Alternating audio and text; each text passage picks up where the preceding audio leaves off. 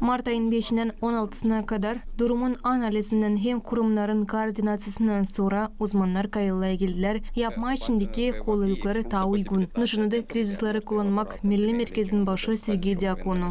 Avem mai multe situații raportate de spekulații și abuz. Bizde varsaya konulu spekülasya hem yülçü geçen olayları hem anlaşılmadık satın almaklar bağımsız kişilerin tarafından petrol malların satmasında, stansiyalarda, kanuna karşı kaplarda. Onuştan da teklif ederiz bir vakıda durgutma dizelin satmasını korumak kaplara 20 litreye kadar. Durgutma deyini ölçüyü geçen olayları. Laf gitmer maşinaları doldurmak için 20 litreye kadar. Siz varınca maşinayı alasınız bütün baka, hem daha doldurasınız kanuna göre kanistrayı 20 litreye kadar. Ama var olaylar açan insan gelir kaplarla 200 litreden ziyade alma deyini. Bu iş verir baskı panayra.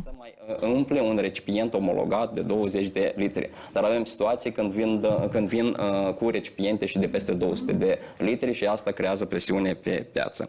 Kuvvetler orgularlar hani bu kolaylıklar bir zamana doğruluğu tutturma panayrın stabil durumunu hem önemli hizmetlerin durgutmaksız çalışmasını.